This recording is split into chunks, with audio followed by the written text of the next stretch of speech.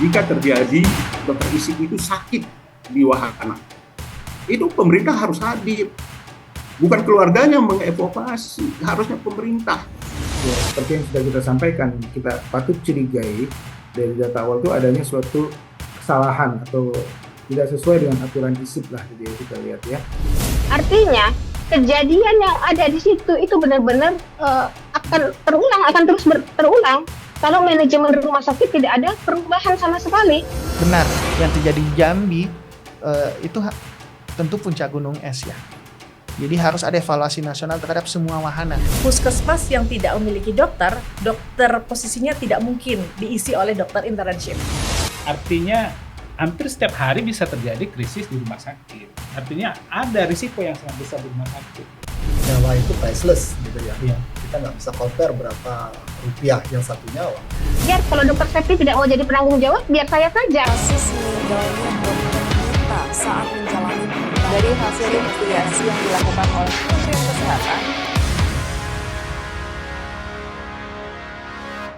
Rekan-rekan bisnis leader di seluruh Indonesia, kita lanjutkan sesi ketiga kita, dan kali ini kita akan dalami lebih lanjut dari stakeholder yang juga berkepentingan atas layanan kesehatan yang baik, yaitu BPJS Kesehatan. Dan tentunya juga akan kita minta pendapat dari INCRA, Indonesian Continuity, Resilience and Sustainability, yang diwakili oleh Chief Bayu, untuk menjelaskan seperti apa tata kelola yang baik itu untuk di sektor kesehatan lah khususnya. Karena sebenarnya ilmu tentang good governance, risk management, compliance management itu sudah sangat sederhana dan terstandarisasi. Hampir semuanya sudah punya standar ISO gitu, sehingga bisa diterapkan di semua organisasi. Nah, kita dengarkan dulu dari Chief Dr. Widi dari BPJS Kesehatan untuk bisa memberikan penjelasan apa sih dampak dari absennya kepatuhan terhadap regulasi di rumah sakit, di manajemen rumah sakit bagi layanan JKN BPJS Kesehatan. Mungkin bisa dijelaskan, Chief. Oke, baik. Terima kasih moderator. Tentu yang pertama, saya secara pribadi menyampaikan duka cita yang mendalam atas kasus ini dan prihatin, berharap tentunya ini tidak ada lagi.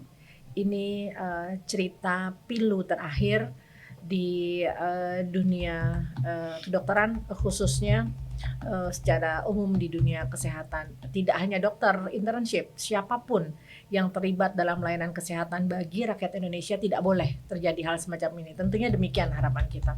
Dan apa yang tadi disampaikan oleh Dr. Hamzah dari IDI dan dari Dr. Andreansyah dari PDUI ini menjadi perhatian bersama, dan tentu kami dari badan penjamin begitu yang bekerja sama dengan fasilitas kesehatan ini tentu berharap kita justru bertumbuh, fasilitas kesehatan dan pemberi layanan kesehatannya justru bertumbuh, karena kita hampir seluruh penduduk sudah menjadi peserta JKN.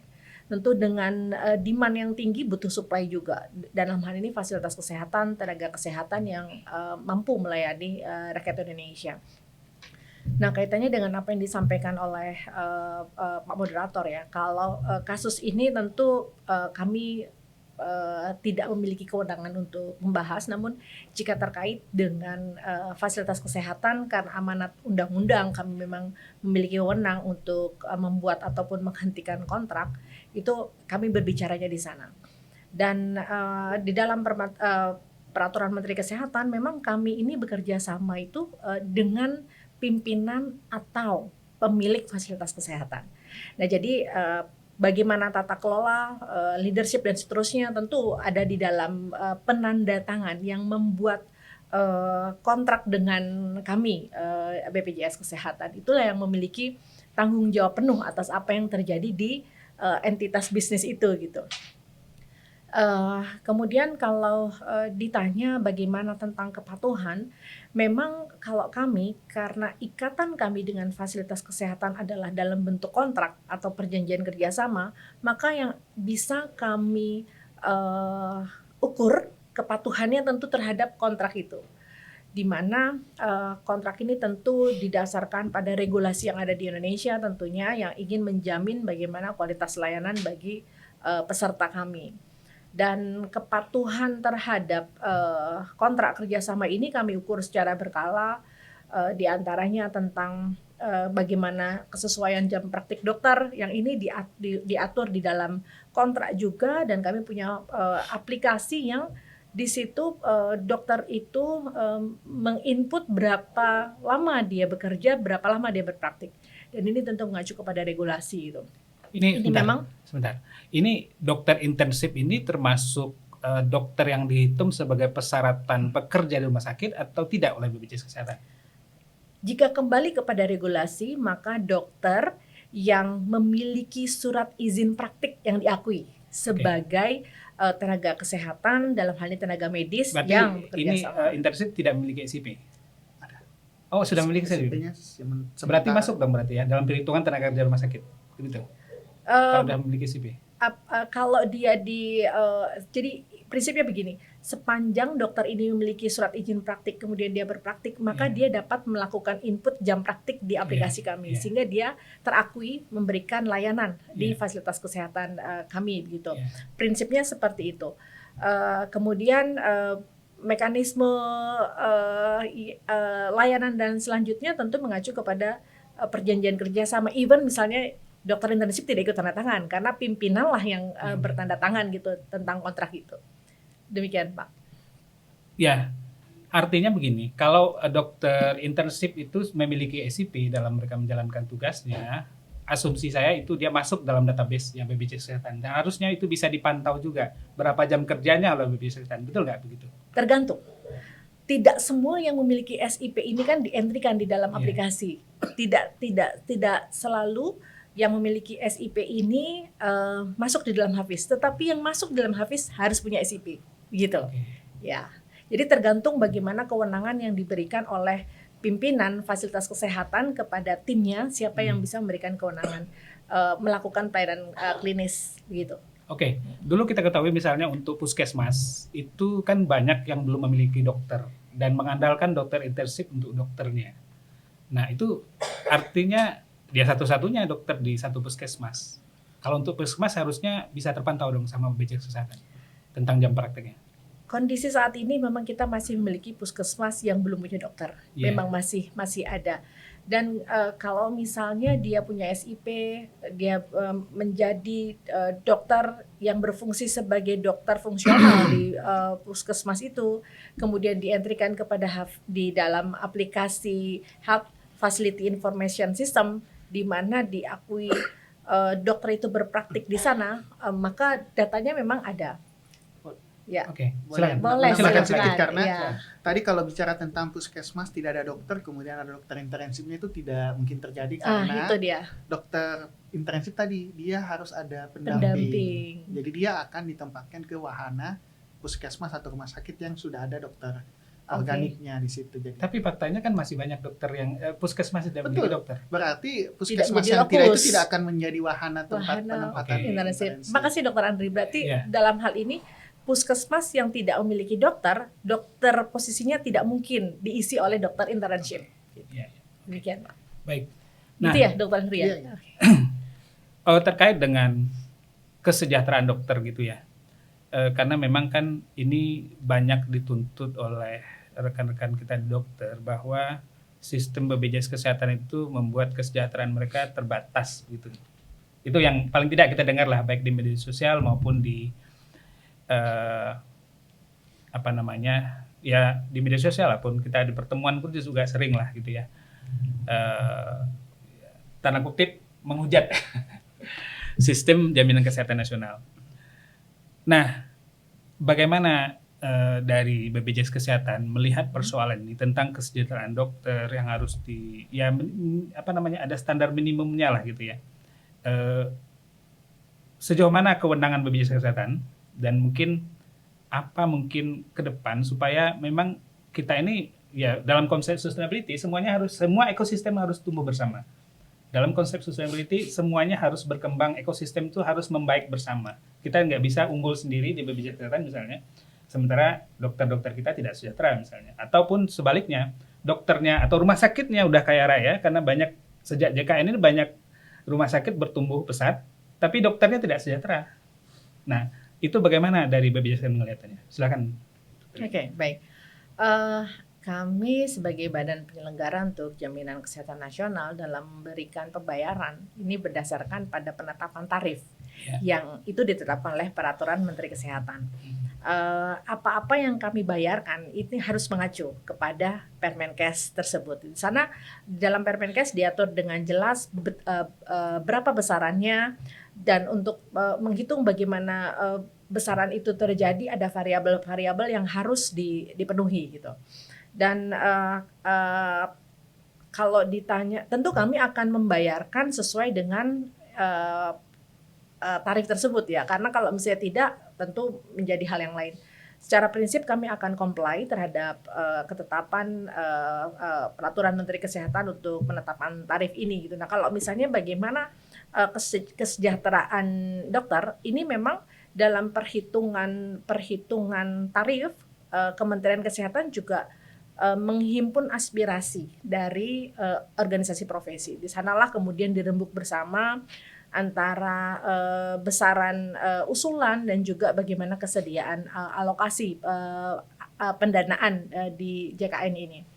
Dan kemudian memang kami membayarkannya penuh, jasa medis, jasa layanan, kemudian kalau dukungan operasional, obat dan seterusnya, ini kami bayarkan penuh. Kalau di FKTP namanya kapitasi gitu. Kemudian kalau di rumah sakit saat ini kita menggunakan inasi biji yang berproses untuk berubah gitu.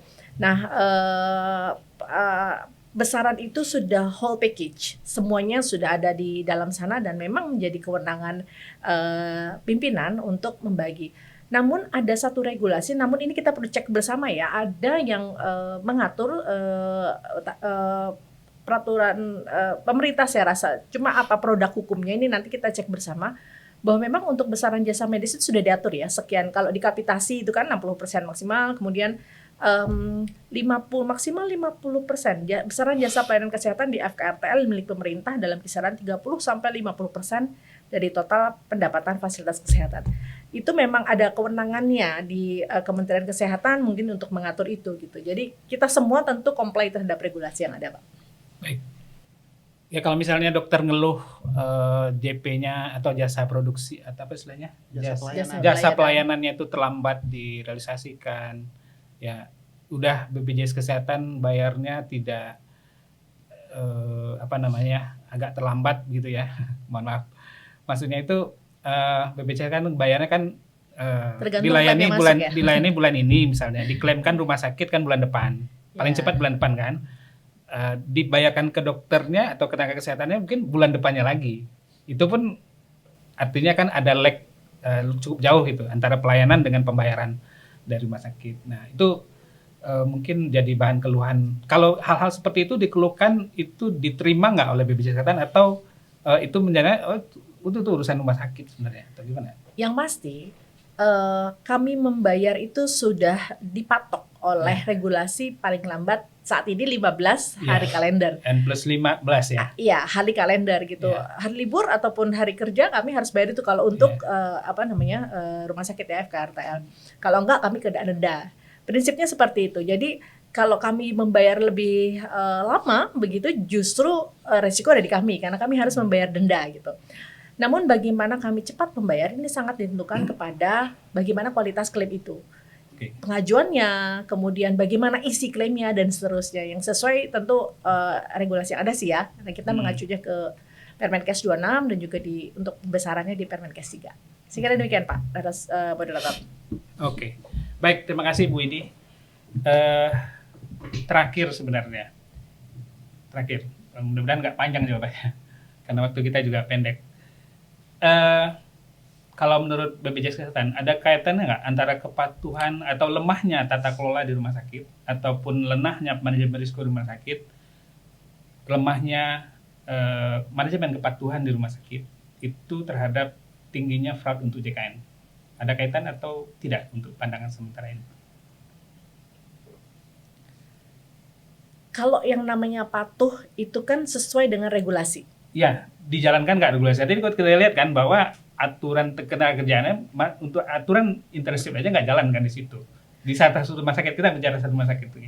Kalau untuk BPJS Kesehatan kelihatan juga nggak ada regulasi nggak jalankan. Tadi Bu Irma tadi sudah bilang kan, Bu Irma Suryani sudah mengatakan ketika rapat dengan Menteri Kesehatan menyatakan bahwa edaran Menkes itu tidak dipatuhi oleh rumah sakit di lapangan. Gitu. Tentang harus melayani 11 juta orang tuh sedini mungkin gitu. Kalau kita bicara tentang fraud terhadap fraud di JKN ya, kita sempitkan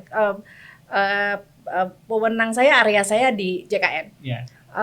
Kalau kita bicara tentang fraud JKN, timbulnya fraud ini kan adanya deviasi dari seharusnya dan kenyataannya. Gitu. Jadi berhubungan atau enggak nih? Itu jawaban saya, Pak.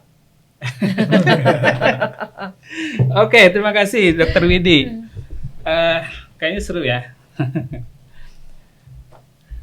Kita akan tanya sama Chief Bayu yang expertise beliau dulu sama timnya Pak Menkes di Bank Mandiri, timnya Pak Menkes di Bank Mandiri, di risk manajemennya Bank Mandiri. Kalau Inkra bagaimana melihat tentang fenomena ini, Chief? Pertanyaannya berat ya, Chief. Sebelum menjawab itu, saya mewakili keluarga besar Inkra. Menyampaikan rasa belasungkawa yang sebesar-besarnya atas meninggal Dr. Mita, dengan harapan kedepannya jangan terjadi lagi, tapi lebih penting lagi bagaimana supaya itu tidak terjadi.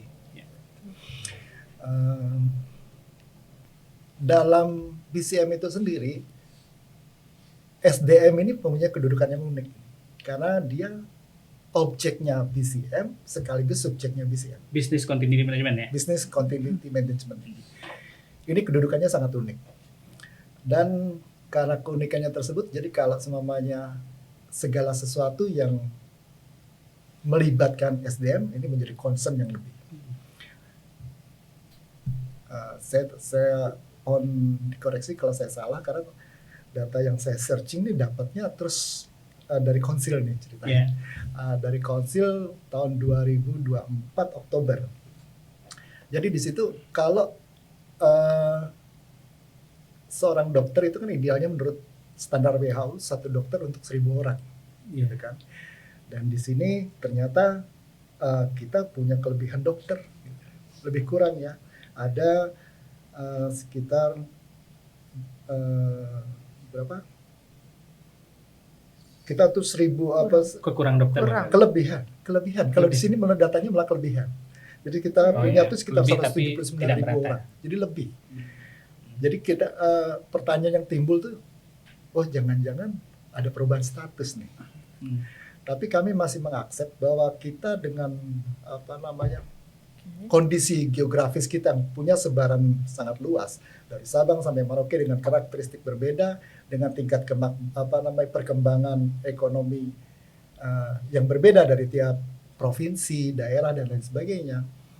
Tentu ini harus menjadi satu hal yang kompleks. Kita nggak bisa langsung judging bahwa ini apakah seorang dokter itu menjadi satu aset atau capital. Tolong diizinkan kami menggunakan bahasa bahasa korporasi korporasi lah, karena ini dalam pemahaman kami belum spesifik masalah ini. Kalau menurut rekan-rekan di Inkra, untuk sektor kesehatan ini termasuk yang berisiko tinggi juga nggak sih? Karena dia berurusan sama nyawa orang. Nyawa orang setiap hari bisa melayang itu di rumah sakit bila tidak ditangani dengan benar. Nah, dalam terminologi krisis, dalam lingkungan area operasional kita itu terjadi kehilangan nyawa, itu sudah itu satu event krisis sebenarnya. Nah, artinya hampir setiap hari bisa terjadi krisis di rumah sakit. Artinya ada risiko yang sangat besar di rumah sakit. Gitu. Setuju nggak bahwa rumah sakit itu harus seketat perbankan juga mengelola risiko mereka. Malah harusnya lebih ketat dari perbankan. Ya. Lebih ketat ya. Kenapa? Karena ini nyangkut nyawa. Iya. Nyawa itu priceless gitu ya. Iya. Kita nggak bisa compare berapa rupiah yang satu nyawa. Tapi kalau satu bisnis kita bisa punya ukuran ini dampaknya berapa rupiah. Gitu kan.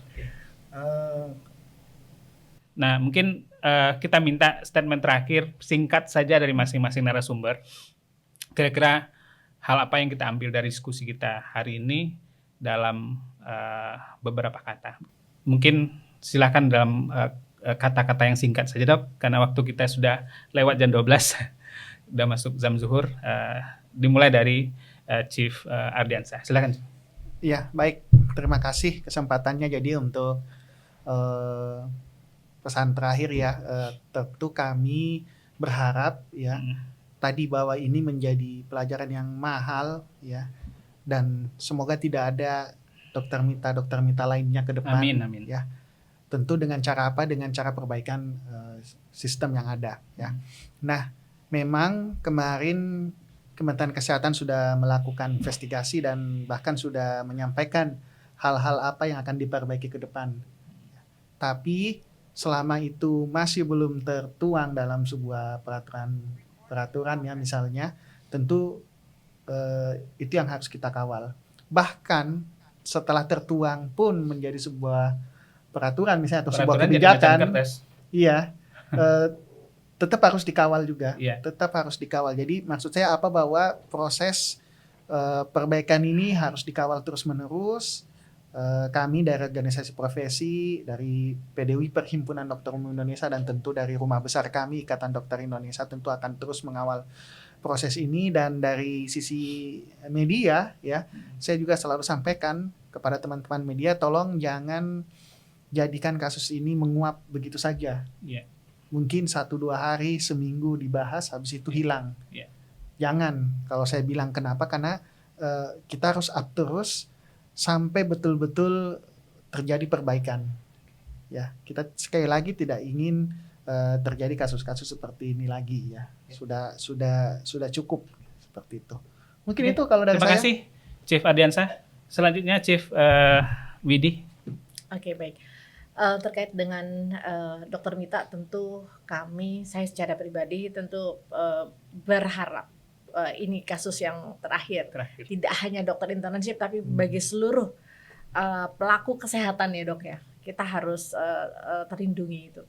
Kemudian kaitannya dengan JKN, tentu karena menjadi sebuah strategi negara kita ya, bahwa seluruh rakyat itu, penduduk menjadi peserta JKN gitu, dan bahasa WHO mungkin universal health coverage, di mana universal health coverage tidak hanya pada penduduk punya jaminan, tetapi bagaimana bisa mengakses layanan kesehatan yang berkualitas. Dan layanan yang berkualitas ini kami tuangkan dalam sebuah kontrak yang memang mengikat antara kami pembayar selaku badan penyelenggara dengan pemberi layanan kesehatan, dalam hal ini fasilitas kesehatan.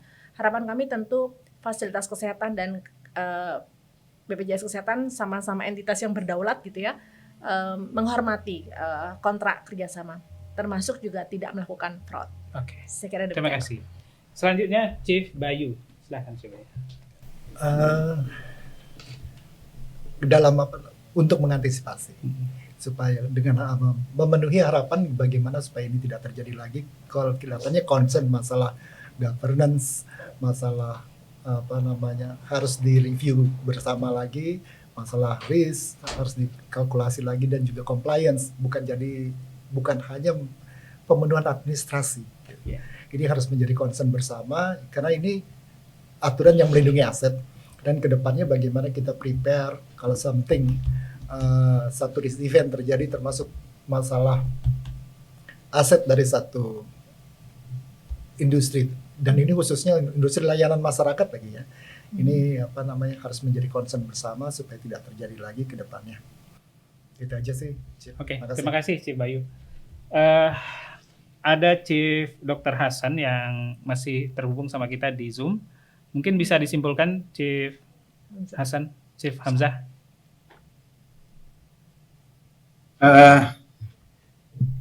Terima kasih ya, eh, perbincangan yang sangat baik ya dan sangat berguna ya.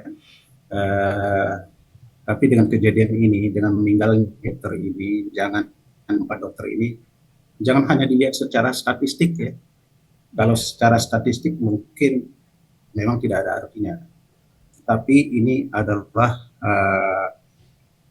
dokter yang meninggal, itu bagi kami itu sangat-sangat sangat-sangat dirugikan ya. Berarti ada yang gagal di dalam sistem ya, baik itu sistem untuk melindungi dan menyelamatkan data interaksi itu ya. Jadi kita semua harus bersikap peduli. Peduli itu bukan hanya pasien kepada pasien, tapi kepada dokter juga kita harus peduli. Mungkin itu saja. Semoga pemerintah ke depan itu akan lebih baik ya di dalam menjalankan program internship ini.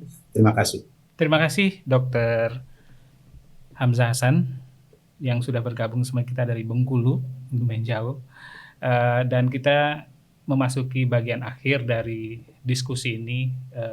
Kurang lebih saya dapat simpulkan pertama bahwa memang ada masalah dalam pengolahan internship kita yang perlu dicarikan solusi. Ada beberapa solusi tadi yang diusulkan, diantaranya kecukupan anggaran untuk melakukan pelatihan ataupun melakukan monitoring evaluasi.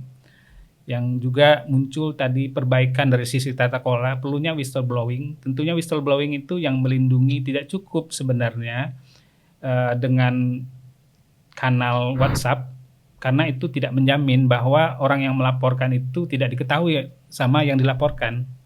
Itu ada potensi orang takut. Tadi sudah dijelaskan juga sama Dr. Hamzah bahwa kenapa tidak berani melapor, karena memang takut dipindah, takut ditempatkan di yang jauh dan segala macamnya, atau tetap tidak diberikan nilai. Itu dari sisi pengelolaan internshipnya. Dari sisi pengelolaan rumah sakit, kita masih melihat lubang besar yang menganga dalam manajemen rumah sakit kita, kealfaan dalam manajemen leadership, khususnya terkait tata kelola yang baik, risk management, compliance management, sehingga ini juga berdampak luas bagi masyarakat, pelayanan tidak optimal, keluhan di mana-mana, dan seterusnya. Ini harusnya menjadi perhatian oleh pemangku kepentingan kebijakan terkait dengan pelayanan kesehatan. Kami dari Secure S Indonesia Center for Quality, Resilience and Sustainability yang mengelola program podcast live interaktif obrol bisnis yang kami harapkan menjadi insight bagi pemimpin bisnis dimanapun di sektor apapun di seluruh Indonesia. Secara serial akan terus setiap Sabtu menghadirkan topik-topik terhangat di lingkungan bisnis untuk menjadi referensi dan sumber pandangan alternatif tentang bagaimana mengelola bisnis secara lebih prudent, secara lebih berkualitas, secara lebih menguntungkan, tentunya tidak lain tidak bukan dengan pendekatan governance, risk compliance, dan sustainability. Terima kasih. Mohon maaf apabila ada kata yang kurang tepat. Kita akhiri. Assalamualaikum warahmatullahi wabarakatuh. Kasus meninggalnya Dr. Mita saat menjalani dari hasil investigasi yang dilakukan oleh Kementerian Kesehatan